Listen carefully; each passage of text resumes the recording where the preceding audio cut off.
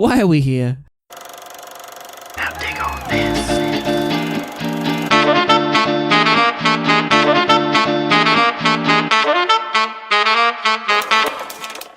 Well, hello there. Hello there, and welcome to Classic Movie Banter. Oh, so classic. You know that podcast where me, that guy Brenton, and that other guy at the end of the table, Nathan, Shakespeare, we talk about films that are 20 years or older. Cinema. 20 years, or in this case, Nathan, 22 years. and we tell you, our listeners, if those films are still worth watching today or not, and more importantly, if they're worth getting your materoos around on a Thursday evening, popping that disc into your teleprompter and having a good old watcheroo.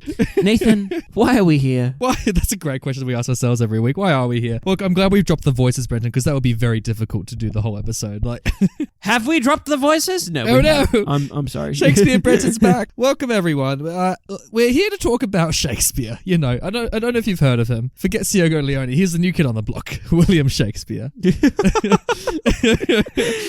Shaky Spear. Yeah, we no one's heard about him. No, not since the Or incident. them. I don't know. Like, who knows? Do you believe that theory? You know, there's like a theory that like Shakespeare didn't write half his shit. Like, are you in that? Like, Look, Brenton like whips out like a huge binder, just like, with all these like loose papers. Like, I've got some thoughts, man. I think it's plausible. It's more fun to think that it was one person, it was one individual. Yeah. In ways that makes more sense, but in ways the other way makes more sense. Who knows? You're not wrong. Well, someone wrote a play, Brenton, and here we're talking about a movie based in the play because Anna wrote into us, Brenton. We have a listener letter. We have listeners? Fantastic. I know. That's great. Oh, what a celebration. Anna said to us, you guys never do rom-coms, and there's so many great ones out there. My favorite is 10 Things I Hate About You, smiley face. So I'm presuming she wanted us to review it because that's what we're here to do today, Brenton. Well, I hope so, because thanks, Anna, but we are going to review 10 Things I Hate About You. Now, Nathan, before we get into that, I just want to reiterate that anyone can write into our show via email and suggest films that we should review. Just remember, they have to be older than 20 years, and we'll look into it. We'll do some investigating, we'll give it a watcheroo, and we'll consider it for our podcast lineup. So thanks, Anna, for writing in, but you too can also write in. Get on that, guys. But in the meantime, I'm here to talk about 10 Things I Hate About You, which was released in 1999. It's a romantic comedy film directed by Jill Junger. Sorry. What a great name. I read that name and I just... It's too good. You know what? That sounds exactly like the kind of person that would direct this movie as well. I went to say other films in Jill Junger's filmography, and nothing... I really hope they adapt Django at one point. Look, nothing was worth mentioning, except, fun fact, there was a cancelled 10 Things I Hate About Life, which was the sequel, right? It was a 2012 American comedy. I don't know if it was a sequel. It had, what was it, Evan Rachel Wood or something like that? Like Chick from Westworld. Yeah, it was Evan Rachel Wood, Thomas McDonald. The posters are there and everything. Oh, great. Like, it was done, but I think it was a sequel. I don't know what it was. So wait, the only other work you want to mention is a movie she didn't end up making. So this is the one hit wonder. Dude, it looks like it was filmed and everything. It was just it got cancelled. All right. It looks like shit. The poster looks absolutely awful. Okay, here we go. In June 2014, Variety reported that Evan Rachel Wood was being sued for $30 million by the producers for allegedly refusing to continue working on the film. Jesus. Wood's lawyers dismissed the suit as preposterous and stated that Wood stopped working on the production if producers failed to pay her. Damn, this is a mess. The info on this seems to be going for days. But hey, Nathan, they managed to get a poster out, so they were doing that. Yeah, but there's fan posters for everything, so it's like it's not that impressive to make a poster. I mean, that's true. Spider-Man 4 has a poster. It's like, anything can have posters these days. We have a poster. We do now. Anyway, Nathan, I'm sorry to waffle on. That's all right. But do you have a question for me? I do. Can you please pitch for me 10 things I hate about you? Can you pitch me the movie? All right, Nathan. We've all been there. Haven't we? Where is there? We've all been to high school, Nathan. Hopefully. Adolescence. Pubescent boys, pubescent what a time it was to go back to the Jurassic period when we were in year 7s to 12. Some say Brenton's still there. Yeah, some do say. And we were, we were there. We were living out our fantasies and dreams in high school, wanting to do well in school, but trying to balance that with, the absolute horror that was trying to have a romantic lifestyle whilst being a teenager. I really hope, Brenton, that like if you do go back to a high school and give like a speech as like someone who graduated, you say this exact same thing. Like as someone who's like like an alumni. People were finding their identity. People were finding their sexual identity. Ooh. It was such a time, all on the backdrop of doing maths and woodwork. This is essentially Brenton's biography. Nathan, welcome to high school. Oh, I thought I left. I didn't want to come back. Why are we in high school, Brenton? We're in high school because Heath Ledger's here doing some woodwork. Oh. He's drilling holes through books. He's been an absolute tit. Guess what? Everyone else is being there's someone else who's been an absolute tit, and there's this girl that has obviously got a chip on her shoulder for some reason, right, and hates everything about school, hates everything about the patriarchy, can't stand the system she's in at the moment, and she just wants to break free, be her own woman. Great. What a gal. Nathan, guess who else is here? Who else is here, Brenton? It's Robin from the Dark Knight trilogy. It's wow. Joseph Gordon-Levitt himself, and he does not look like he's in high school. In fact, he still looks like he's in junior school. He's here and he's seen this girl in this dress, and he's like, damn, I really like that girl and everything about her, because classic teenage boy, his ideas on someone is actually better than the reality of that someone. Right. But that doesn't matter, because he's going to try and get in a romantic entanglement with this girl. To do that, he's realized that this girl is sister is that other girl who I spoke about before, who is, that independent woman. Anyway, their father is an absolute twat, and he is not letting his daughters date. In fact, he changes his rules and says that the younger daughter is allowed to date when the older daughter is allowed to date. So Joseph Gordon-Levitt, poor boy, he needs to get that older daughter to date, and what better way than doing that than by getting someone else to pay Heath Ledger to take that girl out on a date. And that's basically the plot of the film. Romantic entanglements ensue, right, and all on that backdrop of high school, or I should say in quotation marks, high school, because I've never seen a high school like this. This sounds a lot like a very well-known Shakespearean play, Brenton. Yeah. Macbeth? I mean, I wish it was Macbeth. That'd be bloody awesome. I'd absolutely love it. No, this is bloody... It is Taming of the Shrew, my friend. Which is a great Shakespearean play. But we're not doing Taming of the Shrew, are we? We're modernising it. That's exactly right, Nathan, because it's set in modern times. Great. That's what I said. It's on this backdrop of high school. And by modern times, I mean the late 90s. Oh, Brenton, that's as modern as you can get. Certainly on this show. There's music blaring out to no end, in every scene. And yeah. But there's no iambic... Oh, no, there is some iambic pentameter. We'll get into it, yeah. We're going to have some of that in there. But yeah. But most of this takes place in prose, not verse. So we're all good. Taming of the Shrew, put it in high school. I'm all for it, Brenton. Here's some money. Let's see if this makes some money. All right. 10 things I hate about you. Look, I think the last rom-com you and I did, Brenton, was like Annie Hall. So it's been... which was like episode 70 something, so it's been a long fucking time so we haven't done any rom-coms. Yeah, some would say that we're not romantic at heart. Some people complain about this, but I always reach to hold your hand across the table, Brenton, but you're always just shooing it away. It's so upsetting. Yeah, for many reasons. Oh wow, thanks, buddy. Yeah. Hey, you did lock me in a room for Valentine's Day, so I know, but I thought you'd be used to it by now. So did I, but here we are. 10 things I hate about you. Look, Brenton, I'm just gonna get straight into it because I want to talk about this movie, and I wasn't in the mood to watch it, to be honest with you. Like, this is like not the time. This is so not the film for me. Like, this is such like a Shakespeare marketed to high schoolers kind of movie. But you know what, Brenton? Against my better judgment, I had a great time with this film. I was all for it, man. Oh man, I'm happy. I bloody jumped on this. Like, it's not good at all. It's not a good movie, like at all.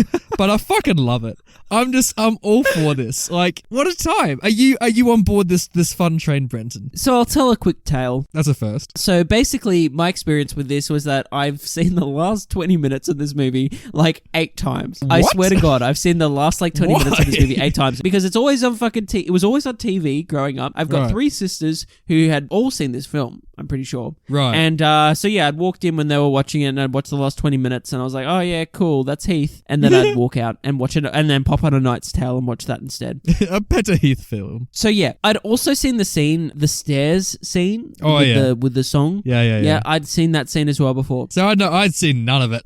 I wanted to watch this movie for the show, obviously. I was excited to watch this movie for the show, but I was never in the mood to watch this movie for the show. It was a real ordeal. It took me like 6 or 8 times of being like, this is the night I'm going to watch it. And I just wouldn't watch it. And I was like, oh. And my partner's always like, oh, we should watch it. I like that movie. And I'm like, yeah, I'm just really not in the mood to watch this movie. Anyway, I eventually watched it by myself. I was like, I gotta watch this for the show. It was the last possible time I could actually watch it, right? Wow. We usually watch our films like 48 hours at least before we record. So we can record some thoughts in our head. Yeah. It was like 50 hours before we were meant to start recording it. I was like, I gotta watch it. You know, it's under 2 hours. Let's go. So I watched this thing, right? And dude, what a time I had. Hey. I had the best time watching this. I similarly to you, I just had a fantastic time. I don't know if I'd say it's a bad movie, Nathan. Like, I wouldn't say it's like terrible. Like, no. As you said before. But I've got criticisms. Don't we? They kind of waft into the wind because my enjoyment meter just went through the roof. It's so true. Yay. And I feel like the greatest compliment I can give this film is that it's exactly what this movie needs to be. Like, it's from the get-go. It is so targeted at getting this classic Shakespearean tale and just modernizing it for teenagers and making it appealing to them. Like, you and I are not the target audience. We know that going in, and the film is so upfront with that. Well, we're straight into it. Yeah. Yeah. That's something you have to say off the bat, I guess. Yeah. This film is targeted at teenagers. From the design of this world, which is just like not just any teenagers, 90s teenagers. Yeah, exactly. But I think as well it's aimed at like 13 to 15-year-olds. Yeah. I think it's aimed at like the lower end teenager. Yeah. I think it's aimed at kids. This is what they think high school is. Yeah. Is the best way to put it. Oh yeah. And because this is not high school by a long shot. No, which is fine because like you'd think that's a real criticism of being like, what the fuck is this world? Like it's so inconsistent. At the same time, I'm just going, I'm enjoying this because one, these characters are quite good. Mainly, some of the characters are quite good, I should say. Yeah. But mainly because they're obviously based off these like Shakespearean characters that were really well developed and well written. So naturally, that's going to rob off to some extent. Yeah. So on that front, it's pretty good. And yeah, this movie just moves along at a good pace. It's short. So perfectly short. And especially to whittle down a Shakespearean play as well. Like, you know what? I think the film, as we will get through this episode, gets away with a lot because at the end of the day, as its backbone, it has a Shakespearean script. Exactly. Like the story is so solid because it's been adapted over 400 fucking years. So like the film is allowed to take such weird risks, which it does, because because the story is so solid. So that's why we kind of get this weird world. And you're so right, Brenton. Like, it's funny that it's aimed for these teenagers and it's like completely going for that. But in a way, it also, just because it's been so long, it has 90s nostalgia at the forefront as well. Like, purely unintentionally. I will say that the 90s nostalgia got too much at some in one aspect. One of my biggest criticisms of the film is actually the soundtrack and how obnoxious it is. It's so obnoxious. It's like it just blares. It blares so much from the rock music frame. But it's in the world of the film too. Like the lead, Julia Stiles is obsessed with 90s rock music. So like it's a part of her character. Yes, I get that. But every single scene change, we're like getting these tracking shots of like, the lead into another scene. We're just getting this obnoxious music that I'm just like, sometimes I just want to tell the movie to shut the fuck up. It's all good. I'm on board. You don't have to like keep blaring music. It's like Hannah Montana. Like every fucking scene transition is like, oh, whoa. It's like that, but like just shitty 90s music, man. I can deal with it to like a certain degree. Like that's fine. Like I like it to a certain degree and I get that it works in the world. It works for the characters. Yeah. But at a point, it just becomes obnoxious and it's like, shut the fuck up. I feel like this is like a promo for a band. I mean, it was. To be fair, the movie kind of is. Because they get a real world band. I forget the name of it, but like the ones who perform at the high school prom are like some prolific band from the 90s or whatever it is. Yeah, because we have so many cutaways to them that you're like, who are these people? Like, like why are they here just doing a music video during like a prom? It's weird. Oh my God, we're going to get into that prom scene. But yeah, but like this movie, honestly, it's like if Shakespeare wrote Mean Girls. Like it's this kind of great like high school like comedy thing where like everyone's trying to fuck everyone but like no one really knows what's going on, and you got this abstinent girl and the sister's like you pitched it so well. Like we know this story. If you know like Taming of the Shrew, which it was one of my favorite Shakespeare comedies, it's great. You kind of see everyone just kind of fucking about, but like all Shakespeare performances, you need a good cast to hold it up. And Brenton, we have Academy Award winner Heath Ledger, we have Academy Award winner Alison Janney. We so many Oscar winners in this teen film. And Brenton, what a cast. Yeah, I think that's what holds it up as well. I was going to say this before, that the cast, like I was going to say, great performances. I don't know if it's great performances. I think it's just a really solid cast that managed to hold this thing together. And, in saying that, I like the chemistry of the two leads. Actually, I like the chemistry of most characters. Like, I like the chemistry of the two leads, obviously. I like the chemistry of Joseph Gordon-Levitt and the young girl. Yeah. I like the chemistry of Joseph Gordon-Levitt and like his nerdy mate. I like the chemistry of Alice and Jenny and like everyone. Oh my god, Alice and Jenny is just like watch this movie alone just for Alice and Jenny. Like, dude, that's my other criticism. My other biggest criticism of this movie is that Alice and Jenny should have been way more. So much more. She's only in at the start and then just fucks off. And it's like I've never loved her more than I have in this movie. Like, truly. Like, she's easily the best. So like funny. She's like, there's so much going on with her character. Like every time she's on the camera, she goes just like, what? like there is so much going on there, and I love it. But like, it's so funny. We're praising this cast, but like, as much as I love this cast, they're doing good things. Like, some of them are so shitty, but I love it anyway. Like, there is shitty acting in this movie, Brenton. I'm gonna start pointing the fingers at Joseph Gordon-Levitt. Jesus Christ! Oh, come on. Joseph Gordon-Levitt gives the funniest, most like weird performance I've seen in ages, man. He kind of like, bless him, it's one of his first film roles. Like, yeah, of course, like, with a grain of salt, I'm holding Brenton. I'm dangling it in front of you.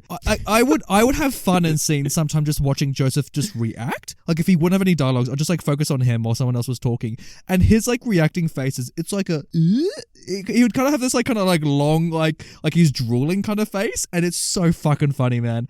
I love it. He's not good, but I fucking love him in this movie, man. See, I think he's fine. I don't think he's insultingly bad or anything. I think he's quite good. I can see why he went on to like do other things. He did these 500 days. Like, I like Joseph Gordon-Levitt in this movie. I just like him in this movie. I think he's got an innocent. He's got that innocent spirit. Is it because he looks going 12? for him.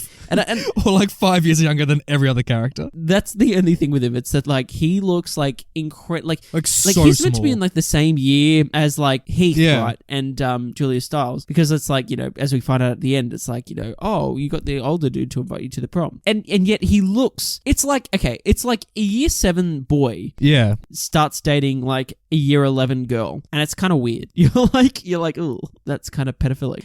But Jesus, but you're not wrong. Also, because like half the time I was really like debating what age these high schoolers are, because like they're driving, but they're going to bars. I'm like, are we in high school?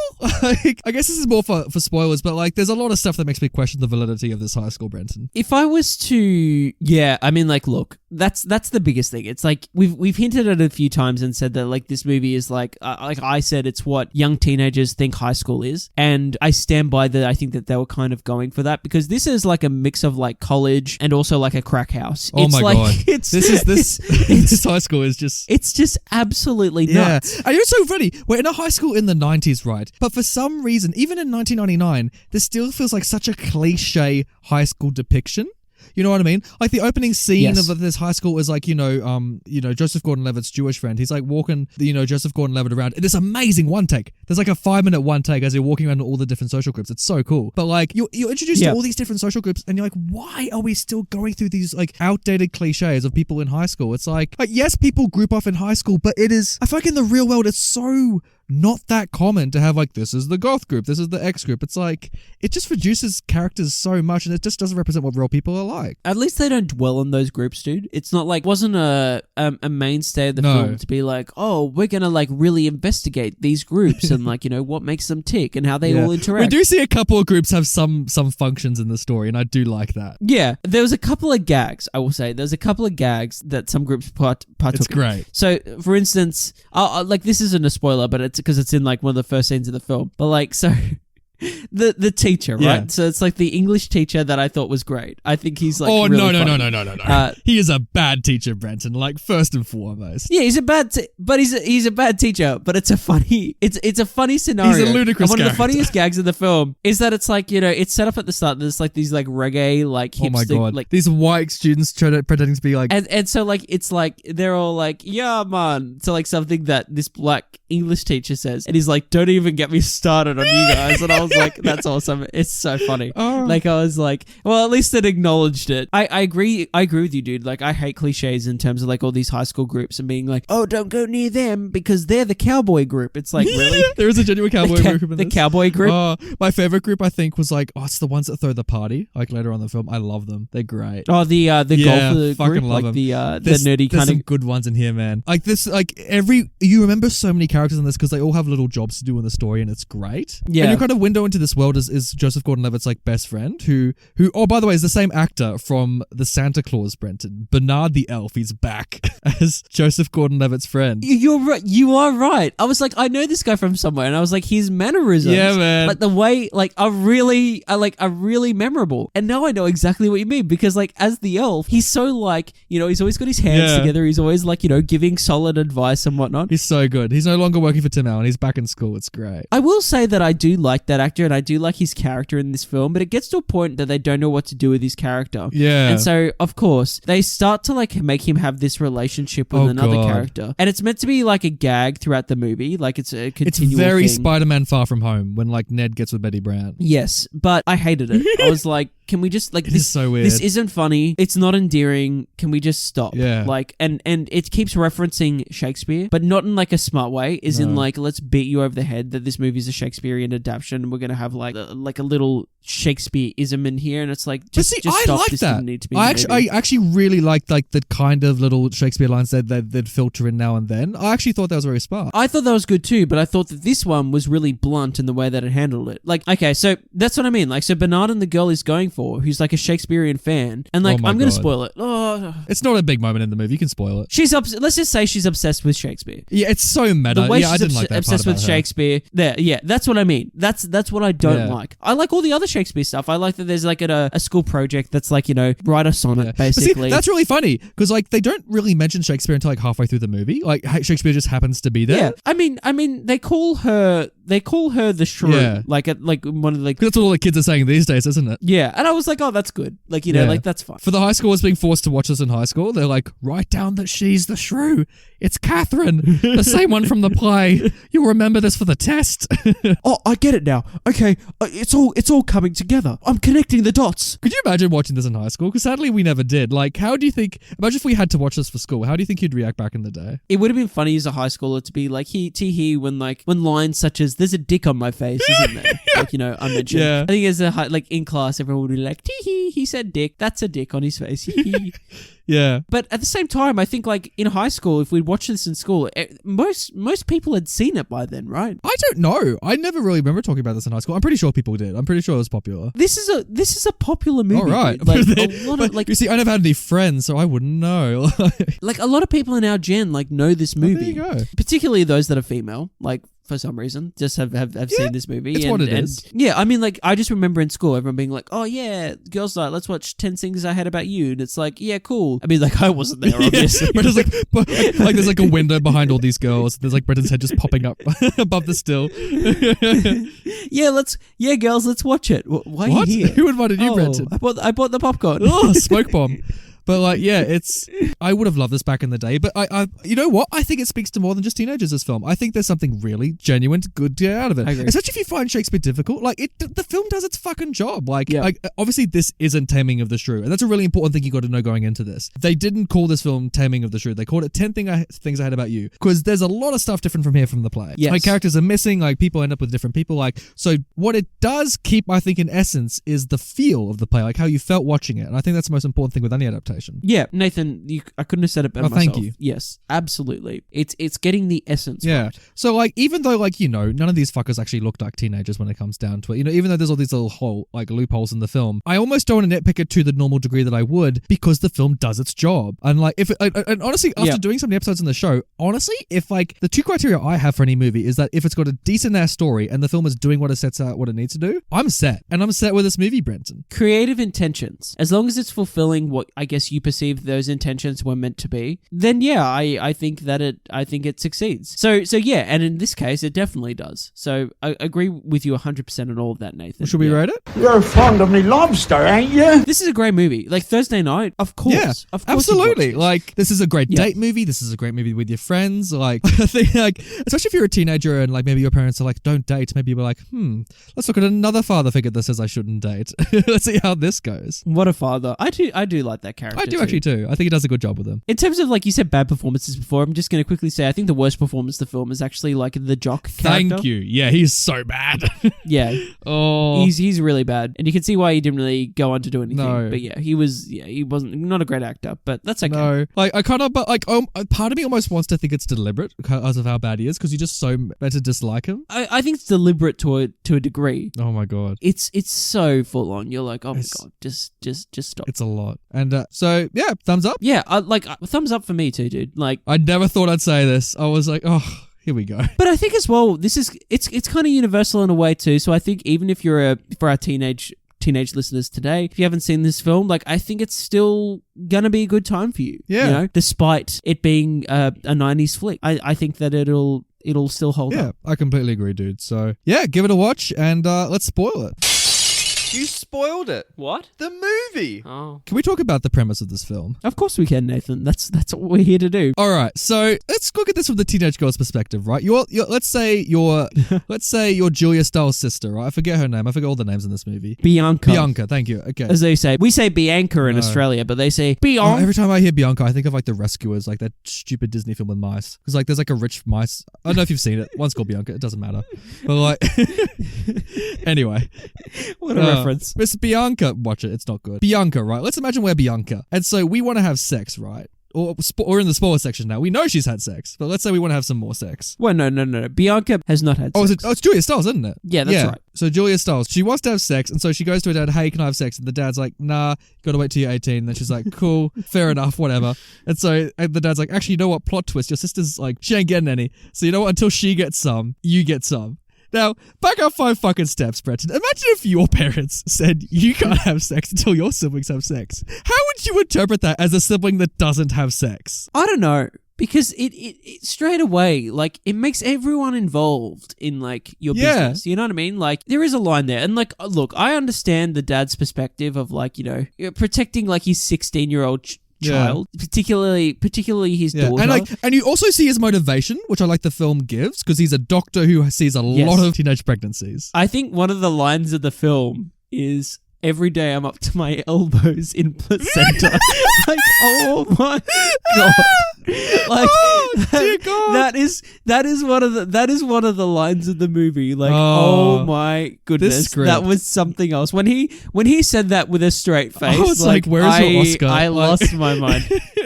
Like, obviously it's established that this guy's a bit unhinged, and at first I was like, oh, is their mum dead? Like, is that the deal? Like, is their mum like died? But no, she's very much alive. And she's left, I don't know the circumstances, but she's left, right? And for some reason, he's got like full custody of his own kids as well. So something's gone on there. And so you can see that, like, obviously that's had an effect on him as well. And maybe, but then at the same time, like, you know, he's quite unhinged and he's not living in the real world to a certain degree. The fact he makes his daughters wear that pregnancy suit, I just couldn't. I was like, and they're so used to it as well. Like when he like whips it out, they're like, oh, again, like it's just such a casual thing. Also, notice as well, like her friends don't react as well. Like when her friend sees the pregnancy suit, that's right. It's like she's seen it as well. Yeah, exactly. And the first person that reacts is like Heath when he's picking up Julia Stiles, and he's like, oh, like he's just kind of like, he says the line, oh, who knocked your sister up or something like that. But he's like looking at it like, that's really weird. All right, bye. He's the only normal person. You know what's really funny about Heath in this movie? I swear he's the only normal person in this film. And it's so funny because like every character like at the start of this movie like is so fucking scared of Heath. Like, they're like, oh fuck, this guy, he's Australian. Watch out for this one. He's fought a koala. And like everyone's saying like he's like a dodgy dude. And maybe for like the first 15 minutes he kind of acts like it. You know, he's like saying fuck off to everyone. But as soon as we get to know Heath, he is like the most normal person in this movie by a fucking mile. Oh, absolutely. Like, he never acts scary. And furthermore, he consistently does things as a character that completely go against this like bad boy image people think he has. Like the fact he like sings and he's like considerate and sacrifices his time and help a girl when she gets too drunk. Like he does so many nice things. I'm wondering how the hell he got this bad boy reputation in the first place. I didn't really think about that too much. I think obviously like he's closed off. He's not really open to most people. No. And to be honest, if you were a normal person in this environment, everyone would call you scary. Actually, yeah. And I feel like if you're a normal person in this environment as well, dealing with this bullshit every day, like you probably wouldn't reach out to a lot of people. No, he probably wouldn't. Like if I was Heath in this scenario, I'd probably be like so bored of everyone in the school too because they're all like fucking nuts. Like I did like one of my favorite moments in the movie though is like one of his nice guy moments when he is looking after Julia Stiles because she's like for some reason, which is one of the character things in the film. I was like that didn't. She gets way too drunk. Yeah, and he's like trying to look after her, and then Joseph Gordon-Levitt comes up to him and is like, "Dude, it's off." Oh, like, what a dickhead! Like because Heath Ledger says to Joseph Gordon-Levitt, "I think she's having a concussion." Like he says those words, she's like displaying the symptoms, and then Joseph says, "Oh, this is so important that it's enough to interrupt someone's fucking concussion." And all he goes on is just about like, "Oh, maybe she's not interested in me." Joseph, what a fucking dick move. Yeah, but at the same time, like I like how Heath like responds to that like it is a dick move. He's like, "Oi, dickhead, wake up. Do you like this girl? Yeah.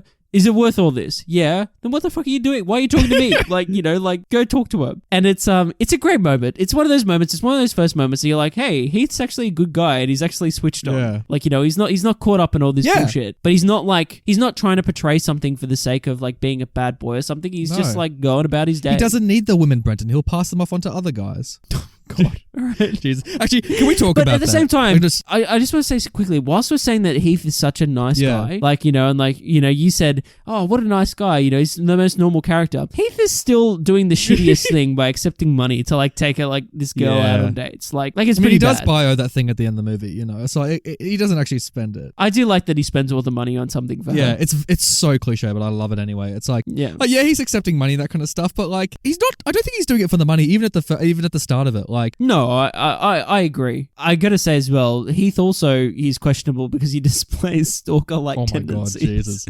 Oh, it's when she's like got the headphones on and is like playing the guitar in the shop, and he like walks behind her and like looks at it. Like if you played that in another context, like it would have been in Paranormal Activity or something. Like it's so fucking creepy, terrifying. Man. Like I was getting bad vibes from that. Like it's like also these kids are like fucking damaging vehicles and that kind of stuff. Like the fact she backs into the car, it's like how rich are these kids, man? It's like it's so funny because like I love the vehicles in this movie, Brenton. For some reason, this stood out to me. There's two vehicles I want to talk about. One is Joseph Gordon-Levitt's shitty yellow car. Yes. I fucking love it, man. Come on, Nathan. We've all been there. We've all had that second-hand car that's kind of... But this one's particularly shitty. Like, it's great. I was like, when Joseph Gordon-Levitt drives Bianca home and like they're macking out in the car, I'm like, fuck, this is a throwback. Just like when you're like just so excited to have a car, like it doesn't even matter how bad it is. Like you're just still so happy to be in it. That was actually such a good scene. I was like, because in that point in the movie, I was like, I would never have believed that Joseph Gordon-Levitt would actually just like speak his mind in front of this girl or really in front of anyone. And then he just suddenly is like, oh, you know, this is bullshit. Like you've treated me like crap. I was like, damn. Yeah. This movie's going there. Like, you know, and he stood up for himself. And then coincidentally, she laid one on him, as they say. Yeah. And I was like, well, that was something else. And then I was like, wow, okay, so I guess they're together now. And then they're not because like Joseph Gordon-Levitt just can't get up the courage to be like, hey, come on a boat with me. Exactly, man. Like, so I was a huge fan of that one. And then Brenton, this wouldn't be a classic movie Banter episode without a reference to Tobey Maguire or the Spider-Man Raimi trilogy. Yeah, this is the vehicle I wanted to talk about. And it goes in line with that whole thing you were saying before about how rich are these kids' parents, because this kid rides this shitty bike off the side of like a cliff, basically. And it's just like all cool with it. There's just like, oh yeah, whatever. He has like a proper stack as well. When he pulls up next to like at the bikie club or something, and like the bikers are like, nice bike. And he's like, thanks, man. I like yours too. And it's like, oh god, this kid. I was getting massive Toby vibes, and I was expecting some pizzeria guy to come out and be like, oh. Oh, it's so good because it's just as shitty as Tobey Maguire's from Spider-Man 2 as well. Absolutely. He's got a similar helmet as well. And he's got goggles too, so it makes it I was just waiting for him to like rock up to class with the helmet still on, like the teacher just to like rip off the sticker from the helmet. Like he just rocks up in a scene and he's like, pizza time. And everyone's like, dude, what are you talking about? Please, I need this job. And just like the sticker gets ripped. Like, shh. I'm not paying for those. Oh, Jesus Christ. But yeah, so it had a special place in my heart, Brenton, those vehicles. There's so much to unpack in this movie. You know, can we talk about the house party? Because like one thing that brought to my attention from this movie was the fact that they all get flyers for the party as well. Like, I forgot this was a thing. I'm trying to imagine being back in high school and getting like a flyer for a party. Well, look, we were in the start of like the new age, the social media time. So like we didn't really get flyers. It was just like invites on Facebook. Yeah. So even before, like I remember in primary school we would get letters. I remember for like birthday parties. You get invitations, and it was really awkward because then like there'd be some kids that would just like do it without like giving a shit. They just walk around to everyone. Like everyone's sitting there at their desk, and they just walk around, and like some people would get this envelope, and then like some kids wouldn't. And you're like, that's fucking brutal. And in primary school as well, it's like fucking tough, man. Yeah, especially in primary school, because at the start of primary school, a lot of mums particularly would like invite like every kid in the class to their kids like fucking birthday party. Do you remember? I do remember this, man. I remember being dragged to these birthday parties. Yeah, like every kid in the class's birthday party, and you get like 25 lolly bags a year. Like it was ridiculous. Keep it going, man. I used to fucking love the invites because like I still have them, dude. You used to buy them at convenience stores. I don't think you can find them anymore. Like these old shitty ones. I still have, Brenton. Like I think there's like 50 of them in this one little packet of like Harry Potter and the Goblet of Fire. Yeah, and it's man. like Harry, and it's like there's like a line, and then it says have been invited to. There's like another line, and there's like little like Dan Radcliffe with like a little like pensieve next to him with like a blue flame. Like, and I've been waiting for years to use it, but I've never had the opportunity. I remember there was Spider-Man ones as well, like because obviously the Raimi trilogy was out and whatnot. I remember getting a few Spider-Man ones, and then just other ones that were like balloons and shit. And you're like, yeah, cool, time for a lolly bag. Let's go. But like in this movie, it's just like some A4 yellow paper. People are just like flicking it around the high school and that kind of stuff. Like anyone can come. But also this is another funny line in the movie. Also, like no one throws this party; they just hijack a cheese and wine tasting of the nerdy guys. Like that's what's funny too. I love the line, but it's like, oh, must be Harold with the brie. and then I don't know why Hollywood thinks high school parties are like this. For some reason, every time Hollywood puts on a high school party, they think it's like, you know, we've been to parties, Brenton. Like the one in this movie is just insanely lit. It's like there's like 300 people in this like mansion, like who no one looks as though they're in high school. By the way, they're all like our age, like in their 20s, and it's just they have like a DJ, they have like a lighting system. Everyone's macking out with everyone. Like there's red cups everywhere. It's like people don't party like this for most of the population. Like, what were your high school parties like, Brenton? Were they like filled with people being thrown into glass? Or like I wouldn't say they were super mellow, but like at the same time, like it wasn't one. There's not that many people there, and two, most of my memories of like high school parties are like outdoors. Like being in the backyard. But I think that's also an Australian thing. It's like, we're in Seattle, Brenton. Yeah, that's true. Ugh. That's no true. offense to Seattle. But they've got a big backyard. That's what you'd put on the flyer to get people there. It's like, come to Brenton's big backyard. He's turning 14. You get a lolly bag with each entry. Yeah, I agree with you, dude. I don't know why parties are like this in Hollywood. Yeah. Maybe that's the 7 seasons, dude. Top 7 parties in film. Well, we've already done like the bars. Like we've already we went to the Gatsby party and all that. Like that was fun. Yeah, I don't know. I feel there's something there though. I feel like there's something like house parties. We could in go movies. to some house parties. Like because there are some insane ones, dude. Yeah. There's some like absolute crazy shit that goes down in parties. You're not wrong. But yeah, I also love like while we're at the house party, we see like the host like just not enjoying any of this. Like he's like running around, just like make sure people don't break shit. Like I love it. And like those cowboy guys are like chewing tobacco and spitting it in like this little like glass like jar, and he's like, oh yuck, and you're like, why is this in the movie? 1 and 2, like why is there a cowboy group at the school? Like I just keep like when you see them like with their like little like lassos like at lunchtime, you're like, no. It's just so fucking weird, man. Maybe, I don't know, maybe it's an American thing. What the fuck's going on? Oh, I don't get it. Yeah, I don't know. I don't get it at all, man. Listeners, tell us, did you have a cowboy group at school? Please. You know, I love their cafeteria as well, Brenton. They had some nice fucking food in their cafeteria. Yeah, dude, it looked like good quality. But like Heath was like getting a meal, I'm like, I'm all for that, man. Like, this looks good. Yeah, man. There's some very controversial scenes in this movie, Brenton. Such as? Julia Stiles flashes a teacher at one point. Yeah, right. And like nothing comes of that. Like, I'm like, what is going here, man? by the way, like, why is Heath put in detention for doing a romantic gesture to someone? I mean, he did hijack the school's PA. Like, It's not like that's not detention worthy. Oh, wow. Like honestly, slap on the wrist. Like you should have asked to use the PA, but like that's a really nice thing. Like you organized the school band and whatnot to like play for her. Like what's he doing that wrong? Like apart from the mic, like I was like that's harsh. Like the security gets called on him. I know, they have like 2 security officers like chasing him around the stairs. I'm like, oh, classic Joker, just still running from the cops. Like, yeah, slapping him on the ass. Classic. I love that moment. We slaps the cop on the ass as he's like, great. But back to the point. She flashes a teacher, man, and like he has no real reaction as well. You're just like, there is something so wrong about this. Maybe he does it. Nothing comes of it because he knows if something does come of it, it makes him look. He'll probably lose his job.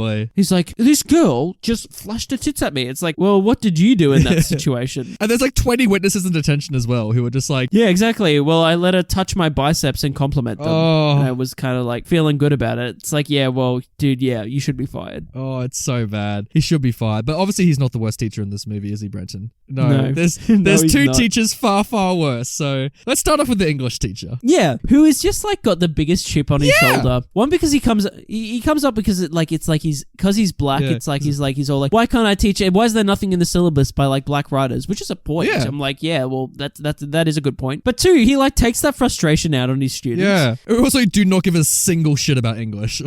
Except for Julia Stiles. Like, he's one student that's actually like into literature. He like tells to fuck off at like any chance he can get. It's such like a Snape Hermione like dynamic from like Prisoner of Azkaban. Yeah, totally. Like even when she's like, oh dude, that's like a really good assignment. Thank you. I'm looking forward to writing it. He's like, get the fuck out of my class. That's another thing. He will kick anyone out with like no hesitation. Like you just like get a single thing wrong, he'll be like, detention. And you're like, 10 points from Gryffindor. Oh, but what the fuck, sir? 20 points from... He'll do that Umbridge thing where she's like, enough. Like when she gets a little puff, like, add it to the wall. Enough. It's like, this is a lie. Just as like he's walking up to Julia Stiles. It's not. I was there. Detention, Potter. Julia Stiles. Enough. Julia Stiles was like, what? Get this knife and carve it into your hand. Jesus, I can't believe she got away with that, man. Like, I love that McGonagall finds out that like Harry got his hand carved in Order of the Phoenix, and like she still does fuck all about it. She's like, oh, this is medieval. This is definitely illegal. And then Umbridge kind of shrugs. Then McGonagall's like, oh well, don't do it again. Like, there's no repercussions for it at all. Dude, like, imagine being like Harry's like Albus Severus Potter and just like seeing like fucking like words carved into your dad's hand. Like, you'd be like, are you okay? Like, what was going on? Like, Dad, what's with you and scars? Wait, what was going on? Like, what was going on, Dad? Like, you know, like, seriously, it's like, you'd be like, oh, were you like self-harming? Like, what the fuck's going on? No, man, I walked into an office full of weird cats. Just don't get into detention, dude. It's like, holy fuck. It's like, fucked up, man. Like, don't be careful what quill you write with. Yeah, when Rowling's like describing like blood running down like onto the piece of paper he's writing, and it's like holy shit. You know what? Dude, like, if I was Harry, I'd just walk out of the room, right? Because like, what's the worst that Umbridge is going to do? It's like, if she's causing scars in your hand, like, you'd walk up to literally any other teacher going, by the way, is Umbridge out of line? You know what I mean? You wouldn't keep going. Yeah, Leah just like, you know, and he's like, nah, I'm gonna fucking prove a point. It's like, no, just don't. It's not worth it, eh? Especially because doesn't like Umbridge almost like curse Harry in the Forbidden Forest as well? Like right before she gets run over by like the centaurs. Yeah. Like she's about to like, just like, she's like standing there. She's all like got dirt in her hair and that kind of stuff. She's like, right. She kind of like points her like wand. She's like, let me teach you a lesson. I'm pretty sure she does use the Cruciatus curse. Oh yeah, she does. That's right. Jesus. Yeah. It's like she uses the torture curse on him. And you know what? She's still fine by the end of these books. Like, she gets thrown into Azkaban. Spoiler alert for Harry Potter, by the way. But, like, it's still far too less. Because, like, she still gets put into the Ministry even after, like, you know, Dumbledore comes back and defeats Voldemort. Yeah, that's right. Like she broke laws. I wonder what happens to her after Potter. She goes to Azkaban, doesn't she? She should. I mean, like, I don't know if canon she does. I'm pretty sure she does. Check Pottermore, listeners. Yeah. Anyway, back to 10 things. Or don't. You don't have to. Actually, speaking of Umbridge, you know who looks a lot like Umbridge in this movie, Brenton? Is this Alison Janney and, like, her erotic novella? And her cats. And her cats especially as well. Yeah. Brenton, let's talk about Alison Janney in this movie. Listen, cat. Oh, cat. And it's like the ugliest mug. Like, who the fuck owns that mug, first of all? It's so like, bad. What? Actually, to be fair with you, Brenton, I think I've seen this mug before in real life. This, like, shitty cat mug. I swear, like, Chaffadini or something had it. Like, I swear, like... It looks like some horror creature from.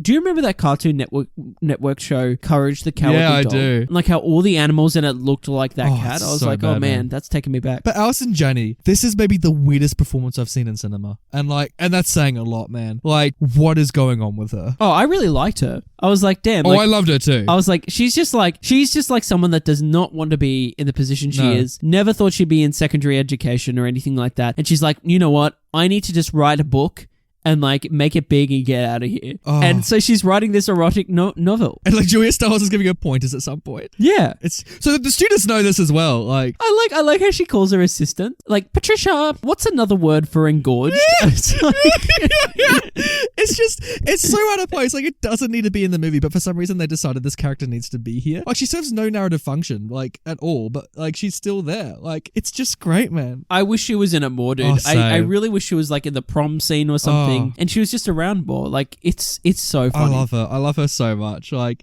everything she does is just great. Like, she just steals Agreed, the movie, yeah. man. Actually, I'm so glad you brought up the prom as well, because like I think the movie ends on like a really fucking weird and dark tone. Because in the world of the movie, right, there's like, so Julia Stiles, she goes to like this nightclub. Let's talk about the band, right? She goes to this nightclub, which for some reason is exclusively attended to by women. Yeah. Heath Ledger's the only guy in there besides the bartender. So like he's picking up Julia Stiles. She's like, yeah, let's do the prom. So they go to the fucking prom, and there's this indie band just like fucking going for it, right? And like the lead singer comes onto the stage at one point, and Julia Stiles comes onto the floor, and Julia Stiles freaks the fuck out. She's like, oh my god. It's like just one of those, let's do a promo for this band. It's Just like this oh my forgettable God, band from the 90s. But here's the funny part, Brenton. The movie ends with like a pano shot like around the school. So we see like the entire school grounds. And then like the drone shot just suddenly like zooms on the roof. And the band from the prom are trapped on the roof playing some fucking song. Like, what is the story behind that? It goes into a music video at the end of it. Like, seriously. At the end, I wrote a note. I was like really on board with the ending. I was like, damn. Yeah, because there's a great speech. Like, you know, they all get together. I was like, yeah, it's a great ending. And then it just kept going, and I was like, oh, fuck no. I wrote this note. I was like, I was on board for the ending, basically, until it became a music video. And then I got pissed off. I was like, why the fuck is this in the movie? Like, why does this need to be there? I mean, it's to promote the band. I mean, that's the real reason. Like, I know, but just cut to black. Like, it just ruins your movie. Like, I like to think they got trapped up there, Brenton. I like to think somehow, like they're like the band, like they just like they took a wrong turn and they're on the roof. They're playing for attention. They're just like, can someone help us? So they just start playing. Like they just like they got to the roof, they set up shop, and then like Alison Janney like locked the door behind them. She's got the key, and like this band is just stuck on the roof. Like, yeah, they're crying for help by the end of it. It's like, did you stay around the credits long enough to see the bloopers? No, I didn't. Oh, there's bloopers, Brenton. This is why you got to watch the credits, dude. Great bloopers. I'll have to check it out. It's great. More movies should have bloopers as post-credit scenes. Like, that'd be awesome. It's so good. I love it when like movies from the 2000s particularly, and also like the late 90s as well. I like it that they have those blooper reels in there, because this is fun, especially in comedies and things like that. Like, it's great getting to watch, you know, the actors fuck about, things go wrong on set. I'm a big fan, so like check it out, Brenton. Will do. All right. Well, shall we get to some special segments? Special segment. Ooh, so special. Which character was the most crazy in this movie? That's a good question, man. Because there's a lot of crazy characters in this. They're all kind of crazy. Like, you could argue that Heath Ledger's crazy because he like drills a hole into like Joseph Gordon-Levitt's French book. But then you could also argue that Joseph Gordon-Levitt is also crazy because he still uses the book.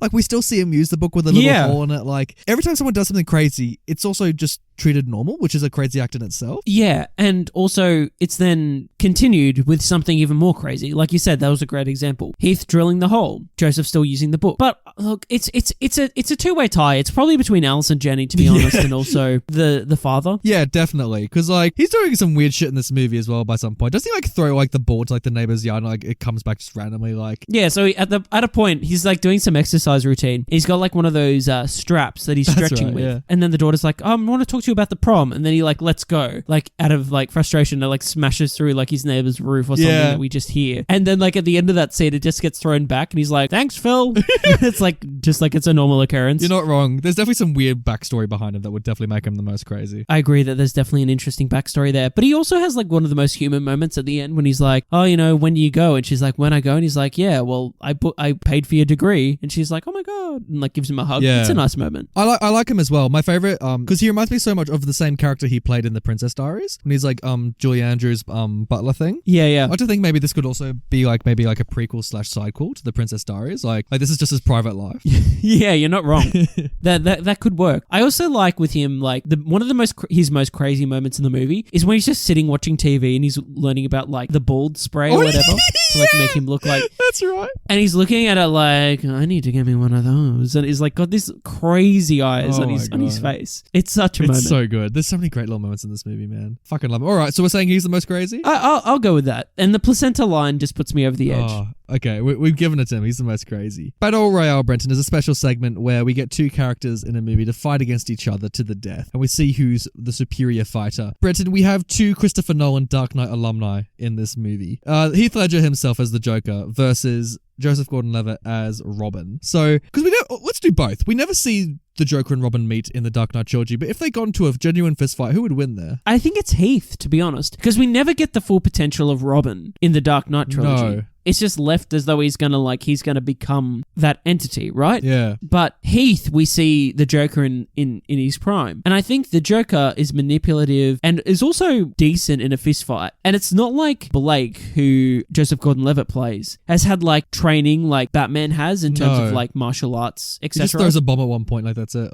I put my money on the Joker, actually. Yeah, probably. I agree with you. What if it was the characters from this movie? Like, what if it was just like, Heath Ledger's character versus like Joseph Gordon-Levitt just having a fist fight? Oh, it's Heath again. Oh my goodness. But I like to think Joseph Gordon-Levitt just is like doing the bigger punches. Like he's just swinging wilder because he's just got nothing to lose by this point. Like, yeah, he'd just be swinging his arms like windmill and just walking towards Heath like General Grievous style. Yeah. Just start swinging your arms and hoping for the best. Oh, you're not wrong, man. And a new special segment I want to bring into this, Brenton, is do we want to be in this world? Which I think is great application for future eps. Yeah, and it's kind of referencing that idea we spoke of before, as though this is like a fictional idea of what being a teenager is. So let's make that a reality. No, I don't think I do, dude. Like, everyone's insane here. Oh. Like, everyone's like... Imagine if you and I, as teenagers, because you and I went to the same high school. So, like, imagine if we got transferred from our actual high school in, like, year 9 to this high school, Brenton. How do you think we'd react? I think I'd be maybe a bit bemused at first, like, oh, this is interesting. And then I'd be like, holy fuck, I've literally been sent to the loony bin. Yeah. And the fact that everyone hates learning as well, it's just like, oh, because like at our school, at least we genuinely love the classes. Like, and also we also got along with most of the people in our school. Like, there wasn't like any real like boy groups or anything like that. Like, our school was pretty good with that. That's right. Yeah. So like, I think going into this kind of environment where like everyone's like getting out for everyone, like, and they're also antagonistic, I think it'd be a big shock for us. Yeah, I agree. It definitly, shock is a good word. Yeah. Holy crap. But part of me would kind of want to join that the Wall Street group. It's like all the stockbrokers that Bernard got kicked out of. I'd kind of sidle up to them. That'd be fun. I could get amongst that. Yeah. I'd definitely be a cowboy. I'd be the cowboy group. You'd rock up like in your full garb, just like you'd be so excited. Using my lasso like at lunchtime. Hey guys, let's lasso. We used to be friends, Brenton, but I'd walk past you in my little like Wall Street suit and be like, oof, I used to know the cowboy. Like, we're not friends anymore.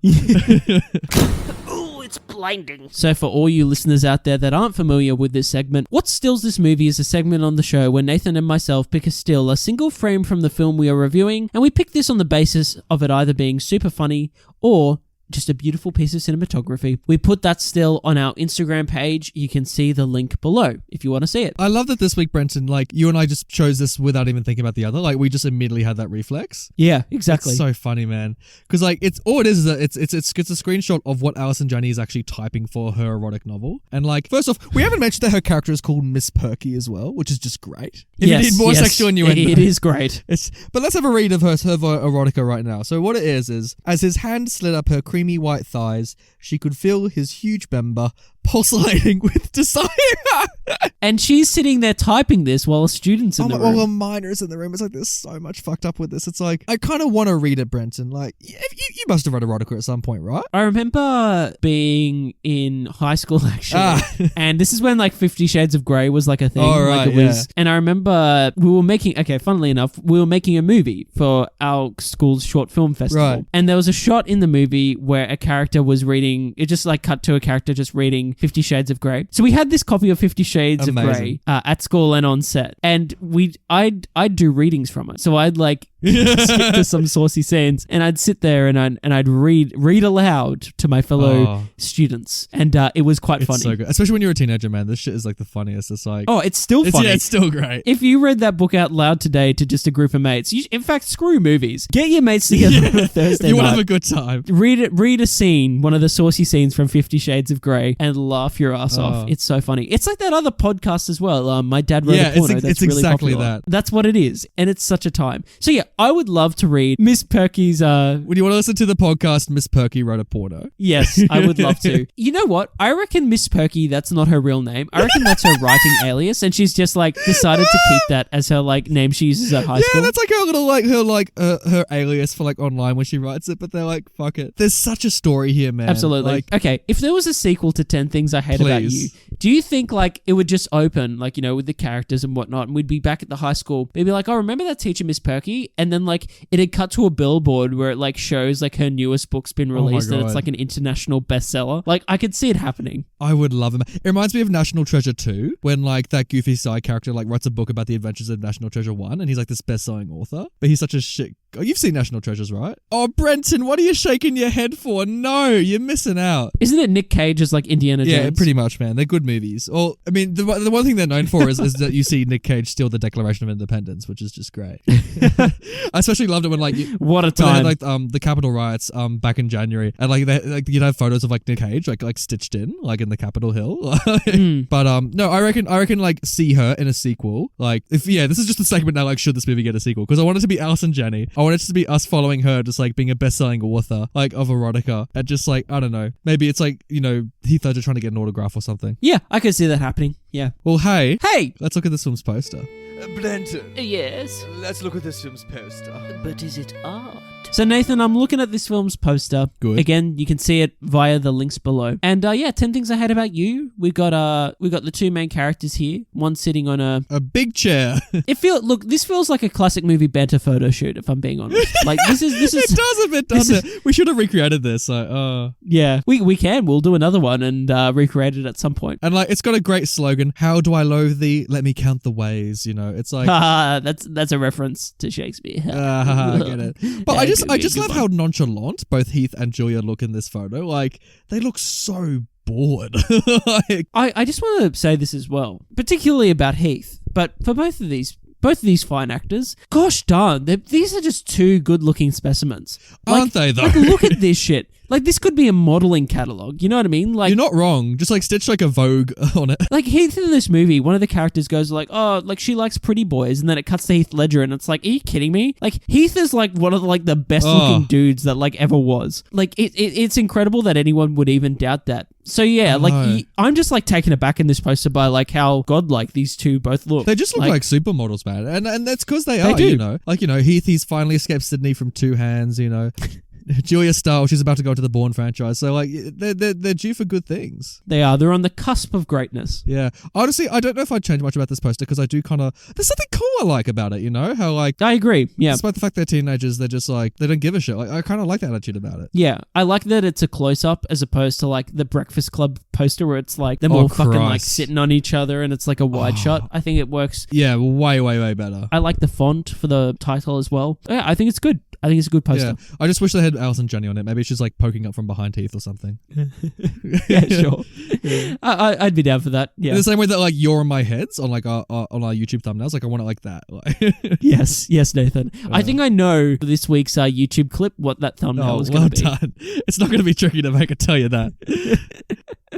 Oh, too good. Title talk. Ooh, it's the title. 10 things I hate about you. This is a segment I've looked forward to the whole fucking episode. And let me tell you fucking why, Brenton. Why? 10 things I hate about you, right? I put this bloody movie on, I press the play button, and I go into this movie just wanting one thing, Brenton. At some point, I want to hear 10 things that I hate about you. That's all I wanted from this movie, Brenton. I sit through the whole movie, and honestly, I seriously, every maybe 20 minutes, I think to myself, why is this called 10 Things I Hate About You? Yes. Until, Brenton, we arrive at the penultimate scene where Julia Stiles, out of nowhere, she gives this whole fucking speech in class. And literally, as she said the lines, "Here are the things I hate about you," I actually gasped. Yes, it happens. It was a drop the mic thing. Oh my god, she's actually going to say the 10 things I hate about you. Yeah, in iambic pentameter. Oh, By the way, props to Julia Stiles, because that bloody poem she says makes you feel things. After going through this whole movie, and you're like, when she breaks down in class. You're like, holy shit. Great acting. And apparently that was improvised. So, she did that on the day in one take. That's the only take they filmed that on. Wow. So, technically she actually says 13 things that she hates about him, I counted. But, she still says at least 10 things. So, you know what, Brenton? There were 10 things I hate about you in 10 Things I Hate About You. Well done, movie. Well done. Yeah. You lived up to your title. In saying that is a good title. Oh, it's a great title. It's a really good title. Is it? Dude. 10 Things I Hate About You is a great title for a rom-com. Yeah, I guess. But aside the fact that happens at the last moments of the film, I think it's a great title for a rom-com. But it has very little to do with the actual movie itself, It's only at the end that it kind of shows itself. True, but it's, I just think it's good. I think it's a really catchy title. To be honest, I wish the movie was more meta with its title. It's slowly revealed that this whole movie has just been the story that Miss Perky has been writing the whole time. Oh my god. So your title would be Miss Perky, what would it be called? Miss Perky's erotic adventure or something. Yeah, okay, I can get amongst that. No, and tell me that wouldn't sell tickets, man, if you saw that on a poster. You're probably right, let's be honest. And then the poster just changes to Alice and Johnny with a little typewriter. She's poking out from behind it. Yeah, poking up from behind it, holding her fucking cat mug meow. I really hope that Alice and Johnny gets asked about that today. I want to see an interview from her today, just being like, what the fuck did you do 20 years ago? Yeah. I want to see if she remembers it. Well, should we pass all that power away from Alice and Jenny and pass it to the people? Let's do it. Pass it here. What? The power to the people. So if you all head on over to the Rotten Tomato website, you'll see that the tomato meter for 10 Things I Hate About You is rated with a critical consensus of 69% and an audience score of also 69%. So both were interchangeable. They're both the same. Critics and audiences alike are united. I do love that a high school rom-com has two 69s. I know. That's just great. Classic. It was meant to be. And this film made bank, dude. It made good money. Cost $16 million to make, made $50 million at the box office. So overall, great success. Great success for 10 Things I Hate About You. By the way, wobble. Can I just mention that this film's on Disney Plus? Is it? Why? Because it's owned by the Disney Corporation. I only realized this after we watched it. Wow. Yeah, because I was Googling it and I'm like, what the fuck? Could you imagine being a child and stumbling across 10 things on Disney Plus? Jeez. How random. Yeah. And you know what? That's probably happening right now. Oh, no. Eve Tushnet from Pathos liked it, Brenton. She said the script is funny and mostly charming. Really, the whole thing is a fractal. I had every reason to hate this movie, and yet I found myself loving it against my will. Nathan, are you Eve Tushnet? Because that sounds exactly like your I'll just take off the thoughts. face mask from Mission Impossible 2. It was me. Yes, you're not wrong. I mean, you kind of said it yourself. We spoke about this for an hour, so good on you, Eve. You summed up Nathan's thoughts. Yeah. Antonia Quirk from Independent on Sunday gave this a positive review as well and said, one of the delightful things about this film is its detail. Each non-speaking character has a purpose, whether explored through their dress or the roll of an eye. No, look, let's look. There's some happy accidents I felt in this movie. We're not going to give out the SAG Ensemble Award to this movie. No. You can't call the cowboys a detail of the film, okay? No. You can't call Bianca's best friend who ends up getting with the jock an interesting character. They're just set dressing, and we appreciate that. Yeah. It's not like there's twists and stuff, or the big end of this movie brings all these threads together or some shit. No. I feel like that's being a bit disingenuous to what this movie is. Yes, it's nice to have all that world building there, I guess. Levi D gave it half a star, Brent, and didn't like it at all. Whoa! And wrote, pretty generic teen romance. I mean, Not that I would know. Oh, jeez, Ooh. Levi. Oh, no. I mean, I hope you're going well, Levi. Put it that way. But Maybe this really hits home in a way he wasn't expecting. I feel like this has got a lot of tropes. It's got a lot of stereotypes. Yeah. And But it didn't piss me off for some reason. But yeah, I don't think that's a detriment to the film. I think it rises above that and still executes those tropes really well. So yeah, and in its own way, I do remember this movie, and I think it's got a strong identity. So yeah, I'd have to agree with you, Levi. I think the point of the movie is going against your trope. It's like, Heath is labeled as a certain thing at the start of this movie. Julia Stiles is labeled as a certain thing at the start of this movie. And like, their character arc is about not being that thing that they've been labeled with. Same thing with Bianca. Yeah. Like, she's the cool girl, but she has to learn to not be that. And like, Yeah. so many characters go through these arcs. It's about defying like labels, which is such an important message for teenagers. So Kevin L. I just want to read this review because it really made me laugh. 4 stars for the film. Big rating, high rating. Yeah. Really liked the movie. But one sentence in the review. I like the dad, full stop. I like to think that Kevin L is like some like father who also is concerned about his daughter's dating. So like, he's like sitting with his arms crossed being like, oh, that dad's got some good points. Yeah, and I like to think that he has the same profession as just like delivering babies 24/7. Yeah. He's like, I should have put this rule for my family. Oh dear, Kevin L's going to get some ideas. Saja G wrote on YouTube, when he realized that this was the first Joker that danced on the stairs. Could you imagine in that scene in this film, if You're Just Too Good to Be True starts blaring, and Heath's sliding down the pole, he's dancing down those stairs, and then it just cuts to next to him by his side is just Joaquin Phoenix from Joker in his full get up, and he's just like skipping down the stairs, smoking a cigarette, and they're just doing it together. I know it sounds funny, but it's actually something that kind of like would warm the heart.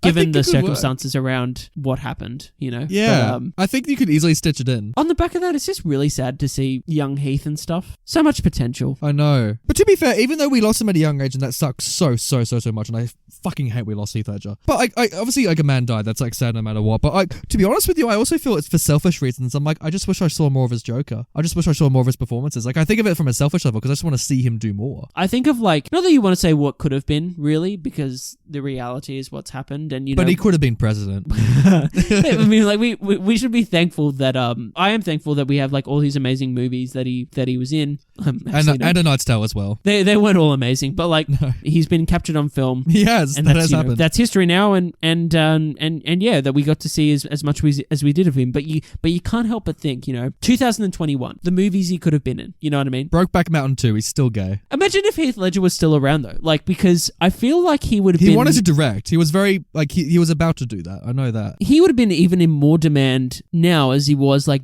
back then, if that makes sense. So I feel like, because he was like now at that precipice of being like, he was like one of Hollywood's biggest He would stars. have been the next like Leo, like that big. Yeah, that's right. So I feel like, imagine if like Heath was like cast as Candy in like Django Unchained. Oh, that would have been so good. He would have been competing for like those roles. Yeah. So, gentlemen, at first you had my curiosity, but now you have my attention. Or like maybe Heath was Leo in The Revenant, or like maybe he was, I don't know, Leo in Once Upon a Time in Hollywood. Line. It'd be great. Or like, I don't know, like other performances that you look at. Maybe he would have been Eddie Redmayne instead of in The Theory of Everything. I don't know. He would have been around. That's my point. Give him literally every role that he never got. Yeah. Actually, speaking of that, look what the next YouTube comment is. A Neko wrote on YouTube, Heath could have been a great Anakin Skywalker. He could have been. I feel like he was up for that role. Maybe he must have, yeah, surely. No, it wasn't. It was Leo was up for Actually, that. it was Leo, it was the other one. But I think Heath would have done a good job with it. I could see him doing it. Yeah. He's kind of got Anakin's hair from episode 3. Definitely, I could see him doing it, but it was not meant to be, and I think if he had done it, he might have regretted it. So I'm glad. I'm still glad it was Hayden. Yeah. In a way. I'm glad no one could have delivered that dialogue the way that Hayden did. So, he's very much his own individual. Despite Hayden's shitty acting, like, no one delivered it the way Hayden did, and like, I'm glad he did. Exactly. Yeah. Last comment. Sonia Mong Garcia commented on YouTube and said, Kat's sister Bianca says at the beginning of the film, when she is speaking with Cameron, Kat is not a lesbian. She has a picture of Jared Leto on her desk, or something like that. So I guess she really likes Jokers. Isn't that crazy? And it's true. Yeah. Yeah. There we go. What a reference in the 90s. Jared Leto. Oh, Jared Leto. He was the thing to love back then, Brenton. Pretty boy. Still is. Guess what I've got under my desk, Brenton? Yeah. Please, Jared, can you please send me a dead rat? Please. I'll love you forever. So, my friends, that was 10 Things I Hate About You. We said all of them, Brenton. Yeah. Brenton's rants, his funny laugh, other things.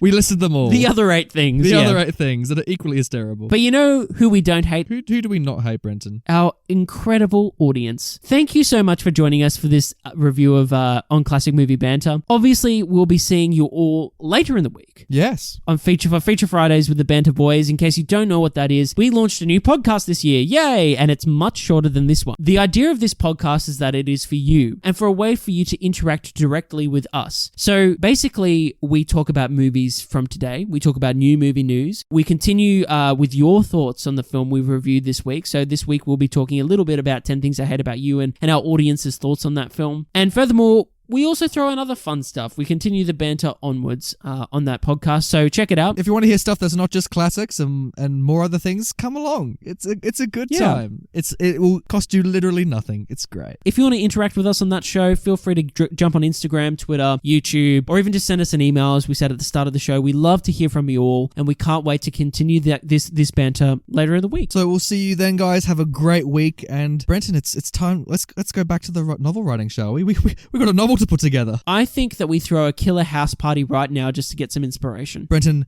throws down his throbbing microphone and flees and grabs his flyers, flinging them moistly out the window. How am I going so far? We're totally going to be in the bestseller list by the end of the year. Yes, we'll get to be popular. Woo!